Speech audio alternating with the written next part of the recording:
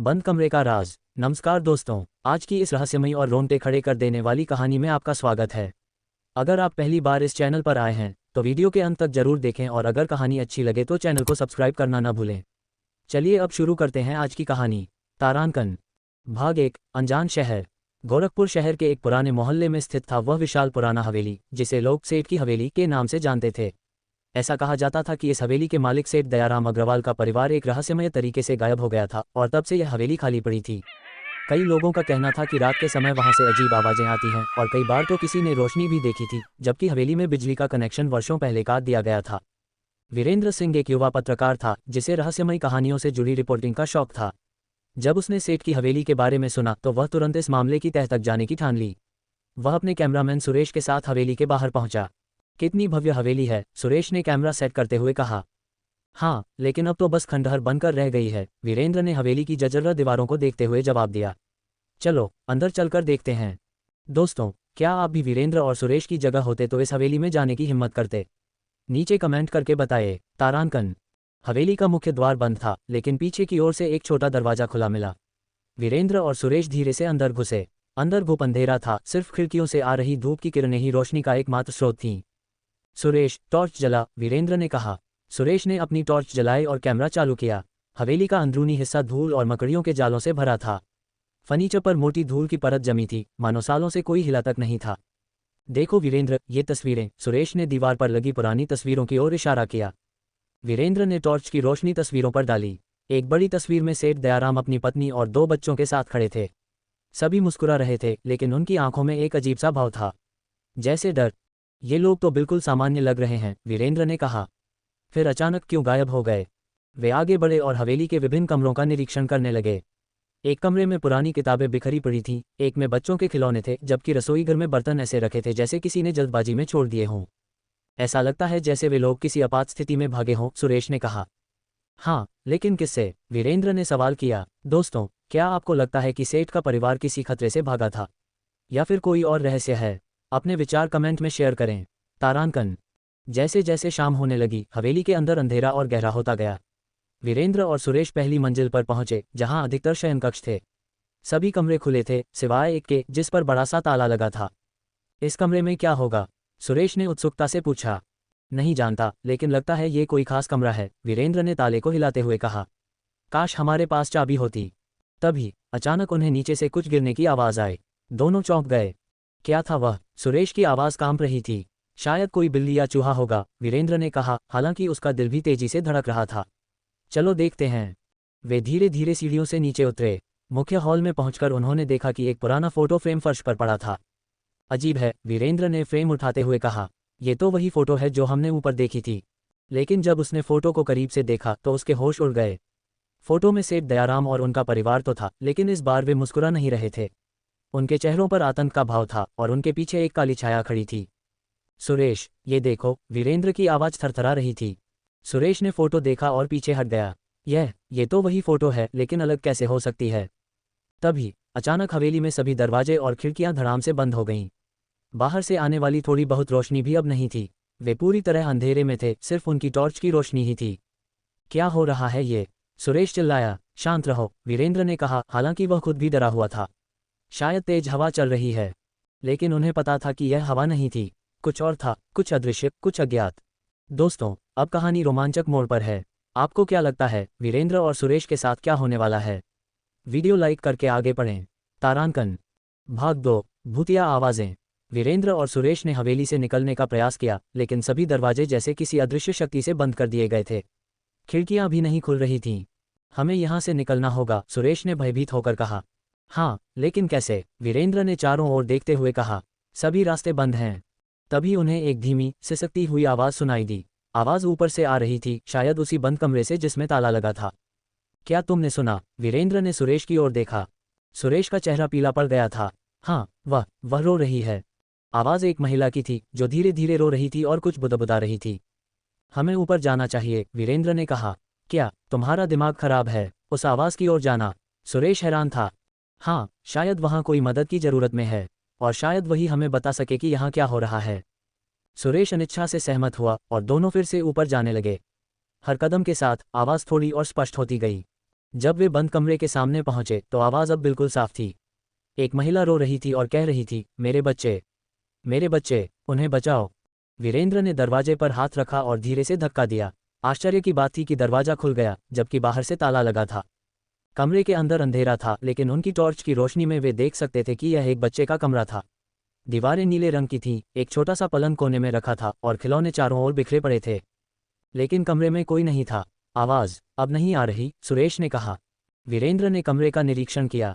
बच्चे का पलंग ऐसा लग रहा था जैसे कोई अभी अभी सोकर उठा हो। एक डायरी टेबल पर रखी थी। वीरेंद्र ने उसे उठाया और खोला। यह एक बच्चे की डायरी थी, शायद सेठ दयाराम के बेटे विशाल की। उसमें बच्चे के हस्ताक्षर में लिखा था, तारांकन, मम्मी और पापा कह रहे हैं कि हम सब कल सुबह यहाँ से चले जाएंगे। पापा बहुत डरे हुए हैं। वे कहते हैं कि वह चीज़ हमारा पीछा कर रही है। वह काली छाया जो रात में मेरे कमरे में आती है। मैंने उसे देखा है, वह मेरे बिस्तर के पास खड़ी होती है और मुझे घूरती है। उसकी आंखें लाल हैं। मम्मी कहती हैं कि मैं सिर्फ सपना देख रहा हूँ, लेकिन मुझे पता है कि वह असली है। और अब वह मेरी छोटी बहन मीना के कमरे में भी जाने लगी है। तारांकन। वीरेंद्र की धड़कन तेज हो गई। सुरेश, ये पढ़ो। सुरेश ने डायरी पढ़ी और उसका चेहरा और भी पीला पड़ गया। हमें यहाँ से निकलना होगा अभी। तभी अचानक कमरे का दरवाजा धड़ाम से बंद हो गया और टॉर्च की रोशनी में उन्होंने देखा, एक काली छाया कमरे के कोने में खड़ी थी, लाल आंखों से उन्हें घूर रही थी। दोस्तों, क्या आपने कभी ऐसा अनुभव किया है जैसे रात में कोई आपको देख रहा हो? अपने अनुभव शेयर करें और अगर कहानी अच्छी लग रही है तो लाइक और सब्सक्राइब जरूर करें। तारांकन भाग 3। काली छाया। वीरेंद्र और सुरेश जम गए। वे न तो हिल सकते थे, न ही चिल्ला सकते थे। काली छाया धीरे धीरे उनकी ओर बढ़ रही थी। सुरेश का कैमरा अभी भी चालू था और उसने अनजाने में ही छाया को कैमरे में कैद कर लिया था। जैसे ही छाया उनके करीब आई, कमरे का तापमान अचानक गिर गया। उनकी सांसें धुएं की तरह दिखाई देने लगीं। वीरेंद्र, हम मर जाएंगे, सुरेश की आवाज़ कांप रही थी। तभी वीरेंद्र की नज़र कमरे के कोने में रखे एक छोटे से बक्से पर पड़ी।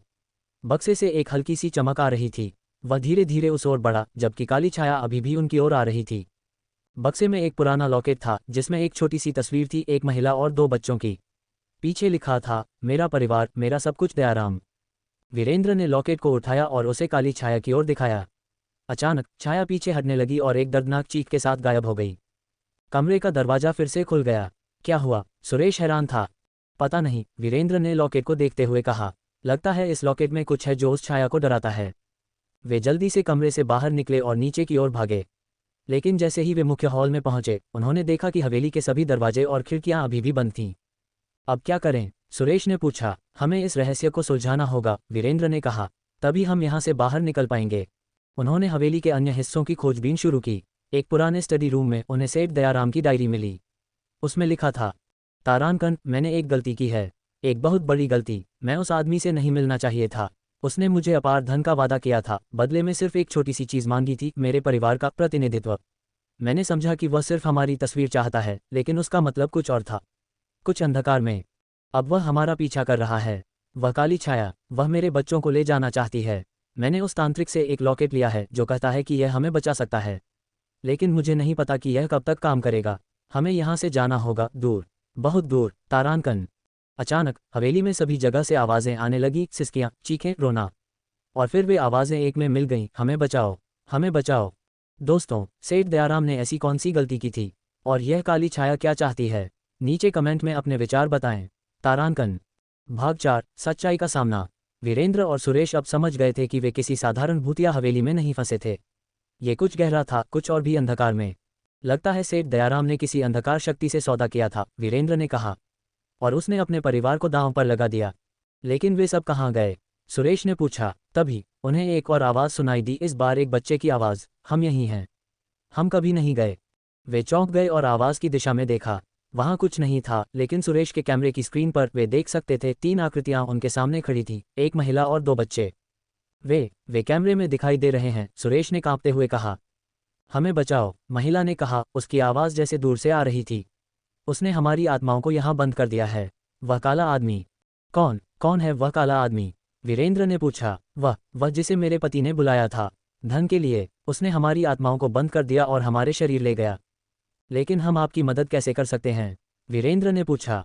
लॉकेट में शक्ति है, मंत्र पढ़ो, पिछली तरफ। वीरेंद्र ने लॉकेट को पलटा। उसके पीछे कुछ अजीब शब्द लिखे थे, एक भाषा जो वह नहीं समझ सकता था।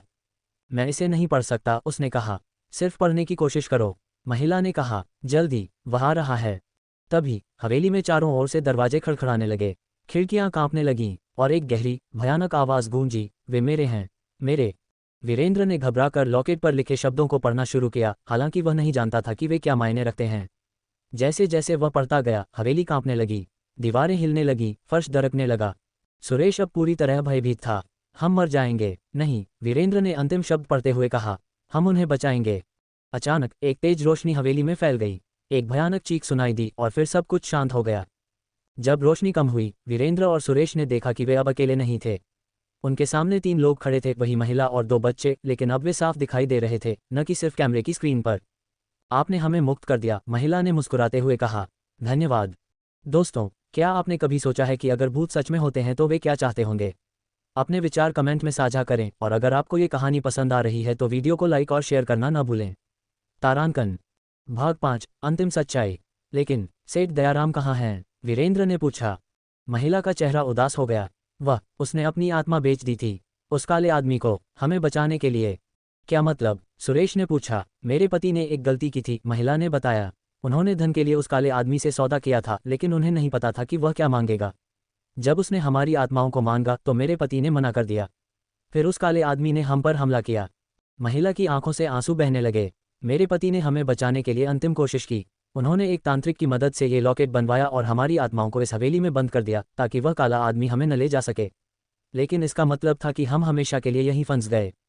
और सेठ दयाराम? वीरेंद्र ने पूछा। वो उस काले आदमी के साथ चले गए, हमारे बदले अपनी आत्मा देकर। उन्होंने सोचा था कि एक दिन कोई आएगा और हमें मुक्त कर देगा। वीरेंद्र और सुरेश दोनों स्तब्ध थे। ये कहानी उनकी कल्पना से परे थी। अब हम जा सकते हैं, छोटी लड़की मीना ने मुस्कुराते हुए कहा। तभी हवेली के सभी दरवाजे और खिड़कियां अपने आप खुल गईं।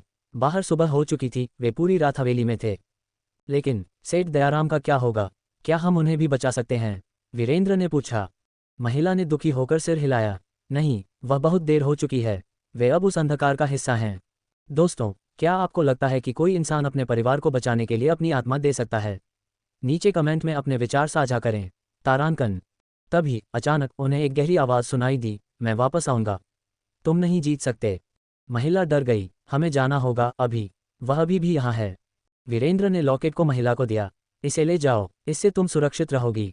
नहीं, महिला ने कहा, ये तुम्हारे पास रहना चाहिए। तुमने हमें बचाया है और तुम्हें इसकी जरूरत पड़ेगी, क्योंकि वह अब तुम्हारा पीछा करेगा। वीरेंद्र का दिल धड़क उठा। क्या जो भी उस मंत्र को पढ़ता है वह उसका अगला निशाना बन जाता है? इसलिए लॉकेट रखो और सावधान रहो। इससे पहले कि वीरेंद्र कुछ कह पाता, महिला और दोनों बच्चे हल्की रोशनी में गायब हो गए, पीछे सिर्फ एक हल्की सी सुगंध छोड़ गए। वीरेंद्र और सुरेश जल्दी से हवेली से बाहर निकले। सुरेश अभी भी अपने कैमरे से सब कुछ रिकॉर्ड कर रहा था। क्या तुमने सब कुछ रिकॉर्ड किया? वीरेंद्र ने पूछा। हाँ, हर चीज़, सुरेश ने कहा, अभी भी डरा हुआ।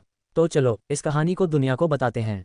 लेकिन जैसे ही वे अपनी कार की ओर बढ़े, वीरेंद्र ने महसूस किया कि कोई उसे देख रहा है। उसने मुड़कर देखा और हवेली की एक खिड़की में एक काली छाया देखी जिसकी आंखें लाल थीं। सुरेश, वीरेंद्र ने धीरे से कहा, हमारी कहानी अभी खत्म नहीं हुई है। दोस्तों, क्या आपको लगता है कि वीरेंद्र और सुरेश इस काली छाया से बच पाएंगे? अपने विचार कमेंट बॉक्स में साझा करें और अगर कहानी अच्छी लगी तो चैनल को सब्सक्राइब जरूर करें। तारांकन भाग 6, पीछा। वीरेंद्र और सुरेश ने जल्दी से शहर की ओर ड्राइव किया। उनके दिमाग में अभी भी हवेली के अनुभव ताज़ा थे। कोई विश्वास नहीं करेगा, सुरेश ने कहा अपने कैमरे को देखते हुए। लेकिन हमारे पास सबूत है। वीरेंद्र ने अपनी जेब में रखे लॉकेट को छुआ। हाँ, और यह भी। जब वे अपने ऑफिस पहुंचे तो वीरेंद्र तुरंत वीडियो फुटेज देखने लगा। लेकिन जब उसने कैमरे को कंप्यूटर से कनेक्ट किया तो उसने देखा कि सारा फुटेज गायब था। सिर्फ हवेली के बाहर के कुछ शॉट्स थे, लेकिन अंदर का कोई भी फुटेज नहीं था। ये कैसे हो सकता है? सुरेश ने हैरानी से कहा। मैंने सब कुछ रिकॉर्ड किया था। वीरेंद्र ने अपना सिर हिलाया। लगता है उस अंधकार की शक्ति अभी भी काम कर रही है। उसी शाम वीरेंद्र अपने अपार्टमेंट में अकेला था। वह लॉकेट को देख रहा था और सोच रहा था कि क्या वास्तव में उसका पीछा किया जा रहा था। तभी उसका फोन बजा। सुरेश था। वीरेंद्र, मुझे लगता है कि कोई मेरे घर के बाहर है। सुरेश की आवाज़ कांप रही थी। क्या? कौन? वीरेंद्र ने पूछा। मुझे नहीं पता, लेकिन मेरी खिड़की के बाहर एक काली छाया है। और अचानक फोन पर से सुरेश की एक दर्दनाक चीख सुनाई दी और फिर कॉल कट गई। वीरेंद्र का दिल तेजी से धड़कने लगा। उसने तुरंत सुरेश को वापस कॉल किया, लेकिन कोई जवाब नहीं मिला। वह जल्दी से अपनी कार में बैठा और सुरेश के घर की ओर भागा। दोस्तों, क्या काली छाया सुरेश तक पहुंच गई है? और वीरेंद्र का क्या होगा? अपने अनुमान कमेंट में लिखें। तारांकन। जब वीरेंद्र सुरेश के घर पहुंचा तो दरवाजा खुला था। अंदर अंधेरा था। वीरेंद्र ने अपने फ़ोन की फ्लैशलाइट जलाई और धीरे धीरे अंदर घुसा। सुरेश, कहाँ हो तुम? उसने पुकारा, लेकिन कोई जवाब नहीं मिला। लिविंग रूम में वीरेंद्र ने देखा कि सब कुछ बिखरा हुआ था, जैसे वहां कोई संघर्ष हुआ हो। और फर्श पर सुरेश का फ़ोन पड़ा था, स्क्रीन टूटी हुई थी। सुरेश, वीरेंद्र चिल्लाया, पूरे घर में दौड़ते हुए। लेकिन सुरेश कहीं नहीं था। तभी उसकी नज़र बेडरूम की दीवार पर पड़ी। वहां खून से लिखा था, तुम अगले हो। वीरेंद्र का खून जम गया। महिला ने सच कहा था, उस मंत्र को पढ़ने के बाद वह अब निशाने पर था। लेकिन सुरेश, उसका क्या हुआ? उसने तुरंत पुलिस को कॉल किया, लेकिन वह जानता था कि यह कोई साधारण अपराध नहीं था। ये कुछ और था, कुछ अलौकिक। पुलिस जब आई तो उन्हें सुरेश का कोई सुराग नहीं मिला, सिवाय उस संदेश के जो दीवार पर लिखा था। वे इसे एक आम अपहरण का मामला मान रहे थे, लेकिन वीरेंद्र जानता था कि सच्चाई क्या थी, और अब उसे खुद को बचाना था। दोस्तों, अगर आप वीरेंद्र की जगह होते तो क्या करते? अपने विचार कमेंट में साझा करें, और हाँ, अगर आप कहानी का अंत जानना चाहते हैं तो वीडियो को लाइक और शेयर करना न भूलें। तारांकन। भाग 7, अंतिम मुठभेड़। अगले कुछ दिनों में वीरेंद्र ने महसूस किया कि हर जगह उसका पीछा किया जा रहा था। काम पर, घर पर, यहाँ तक कि सड़क पर भी वह हमेशा महसूस करता था कि कोई उसे देख रहा है। उसने लॉकेट को हमेशा अपने पास रखा, क्योंकि वह जानता था कि यही एकमात्र चीज़ थी जो उसे उस काली छाया से बचा सकती थी। एक रात जब वह अपने अपार्टमेंट में सो रहा था, उसे एक आवाज़ सुनाई दी, वीरेंद्र, वीरेंद्र। वह जाग गया और देखा कि उसके बेडरूम में सुरेश खड़ा था। लेकिन ये सुरेश नहीं था, उसकी आंखें काली थीं और उसका चेहरा पीला और मुरझाया हुआ था। सुरेश, वीरेंद्र ने घबराकर कहा। वह मुझे ले गया, वीरेंद्र। सुरेश की आवाज़ अजीब थी, जैसे कई आवाज़ें एक साथ बोल रही हों। और अब वह तुम्हें चाहता है। वीरेंद्र ने जल्दी से अपनी बेडसाइड टेबल से लॉकेट उठाया और सुरेश की ओर दिखाया। सुरेश चीखा और पीछे हट गया। ये तुम्हें ज़्यादा देर तक नहीं बचाएगा, सुरेश ने कहा। वह आ रहा है, और इस बार वह अकेला नहीं है। सुरेश गायब हो गया और उसके पीछे एक काला धुआं छोड़ गया। वीरेंद्र समझ गया कि उसे जवाब ढूंढने के लिए वापस हवेली जाना होगा। वहीं से ये सब शुरू हुआ था और वहीं ये खत्म होगा। अगली सुबह वह फिर से उस हवेली में पहुंचा। दिन के उजाले में भी हवेली भयावह लग रही थी। उसने अंदर जाने की हिम्मत की। इस बार हवेली पहले से अलग लग रही थी। दीवारें जैसे धड़क रही थीं, जैसे वे सांस ले रही हों। और हर कदम के साथ वह महसूस कर सकता था कि कोई उसे देख रहा है। मैं जानता हूं तुम यहाँ हो, वीरेंद्र चिल्लाया, सामने आओ। तभी अचानक उसके सामने एक आकृति प्रकट हुई, एक लंबा आदमी, पूरी तरह काले कपड़े पहने हुए, जिसका चेहरा नहीं दिख रहा था। तुमने मेरे शिकार को छीन लिया, आदमी ने एक गहरी, धातु जैसी आवाज में कहा। अब तुम उनकी जगह लोगे। मैं नहीं डरता, वीरेंद्र ने लॉकेट को आगे करते हुए कहा। ये तुम्हें रोक देगा, काले आदमी ने हंसते हुए कहा। वह लॉकेट सिर्फ मेरे सेवकों को रोक सकता है, मुझे नहीं। वह आगे बढ़ा और वीरेंद्र ने देखा कि लॉकेट की चमक धीमी पड़ने लगी। दोस्तों, क्या वीरेंद्र इस काले आदमी से बच पाएगा? और सुरेश का क्या होगा? अपने विचार नीचे कमेंट में शेयर करें। तारांकन। वीरेंद्र को समझ में आया कि वह अब खतरे में था। लॉकेट जवाब नहीं दे रहा था। उसने पीछे हटना शुरू किया, लेकिन हवेली के सभी दरवाजे और खिड़कियां बंद हो गए थे। तुम मेरे हो, काले आदमी ने कहा, आगे बढ़ते हुए। तभी वीरेंद्र को याद आया, सेठ दयाराम की डायरी में कुछ और था, कुछ जो उसने पूरी तरह से नहीं पढ़ा था। वह जल्दी से स्टडी रूम की ओर भागा। काला आदमी उसके पीछे आ रहा था। स्टडी रूम में पहुंचकर उसने डायरी को तलाशा और उसे खोला। अंतिम पृष्ठ पर लिखा था, तारांकन, अगर कभी वह वापस आए तो सिर्फ एक तरीका है उसे हराने का। उसे उसका नाम देना होगा, उसका असली नाम। मुझे ये नाम मिल गया था, लेकिन मैं इसे लिखने की हिम्मत नहीं करता। लेकिन वह रहस्य मेरे परिवार के चित्र में छिपा है, वह चित्र जो मेरे बेडरूम में है। तारांकन। वीरेंद्र तुरंत मास्टर बेडरूम की ओर भागा। वहां एक बड़ी तस्वीर थी, सेठ दयाराम और उनका परिवार। उसने तस्वीर को करीब से देखा और तब उसे समझ में आया, तस्वीर के फ्रेम में छोटे छोटे अक्षर उकेरे गए थे। अजगर, वीरेंद्र ने पढ़ा, यही है उसका नाम। तभी काला आदमी कमरे में घुसा। तुम बच नहीं सकते, उसने गरजते हुए कहा। अजगर, वीरेंद्र चिल्लाया, मैं तुम्हारा नाम जानता हूं, अजगर। काले आदमी ने एक दर्दनाक चीख छोड़ी और पीछे हट गया। उसका शरीर कांपने लगा, जैसे किसी अदृश्य शक्ति से हिल रहा हो। यह नहीं हो सकता, वह चिल्लाया। वीरेंद्र ने फिर कहा, अजगर, मैं तुम्हें आदेश देता हूं, सुरेश को छोड़ दो और यहां से चले जाओ। काला आदमी घुटनों के बल गिर पड़ा, उसका शरीर अब विकृत हो रहा था। तुम नहीं जानते कि तुमने क्या किया है, उसने कहा, और फिर एक विस्फोट के साथ वह काले धुएं में बदल गया और गायब हो गया। हवेली कांपी और फिर सब कुछ शांत हो गया। दरवाजे और खिड़कियां फिर से खुल गए। वीरेंद्र ने राहत की सांस ली। उसने कुछ ऐसा किया था जो सेठ दयाराम नहीं कर पाए थे, उसने उस अंधकार को हरा दिया था। लेकिन सुरेश का क्या हुआ? उसके सवाल का जवाब जल्द ही मिल गया। जैसे ही वह हवेली से बाहर निकला, उसने देखा कि सुरेश वहां खड़ा था, थका हुआ लेकिन जीवित। वीरेंद्र, सुरेश ने कमजोर आवाज में कहा, क्या हुआ, मैं यहाँ कैसे? वीरेंद्र मुस्कुराया। लंबी कहानी है दोस्त, बहुत लंबी कहानी। भाग 8, एक नया अध्याय। एक महीने बाद वीरेंद्र और सुरेश ने हवेली की कहानी पर एक डॉक्यूमेंट्री बनाई। हालांकि उनके पास भूतों या काले आदमी का कोई वीडियो सबूत नहीं था, उन्होंने सेठ दयाराम की डायरी और अन्य सबूतों के साथ एक विश्वसनीय कहानी बताई। डॉक्यूमेंट्री रिलीज होते ही हिट हो गई। लोगों ने इस पसंद किया, हालांकि अधिकतर लोगों ने इस सिर्फ एक अच्छी कहानी के रूप में देखा, न कि सच्चाई के रूप में। वीरेंद्र अभी भी उस लॉकेट को अपने पास रखता है, एक याद के रूप में और एक रक्षा के रूप में, क्योंकि वह जानता है कि अंधकार की दुनिया में और भी ताकतें हैं जो इंतजार कर रही हैं। और कभी कभी रात में जब वह अकेला होता है, उस लगता है जैसी उस देख रहा है। शायद यह उसका सिर्फ वहम है, या शायद नहीं, क्योंकि कुछ राज कभी पूरी तरह से नहीं सुलझाए जाते। दोस्तों, ये थी बंद कमरे का राज की कहानी। अगर आपको ये कहानी पसंद आई तो चैनल को सब्सक्राइब करना न भूलें, ताकि आप ऐसी और रोमांचक और रहस्यमयी कहानियां सुन सकें। अपने विचार कमेंट में जरूर साझा करें और बताएं कि आपको कैसी कहानियां पसंद हैं। नई कहानी के साथ जल्द वापस आऊँगा। तब तक के लिए अपना ख्याल रखें और रात में अकेले न रहें। नोट दोस्तों, अगर आपको मेरी कहानियां पसंद आती है तो कृपया चैनल को सब्सक्राइब करें और वीडियो को लाइक और शेयर करें। आपका समर्थन मुझ और बेहतर कहानियां लाने के लिए प्रेरित करता है। अगली कहानी के लिए घंटी का बटन जरूर दबाएं ताकि आपको नोटिफिकेशन मिल सके। आप कमेंट में बता सकते हैं कि आप किस तरह की कहानियां सुनना पसंद करेंगे, हॉरर, सस्पेंस, मिस्ट्री या mafia, rich man love story. धन्यवाद।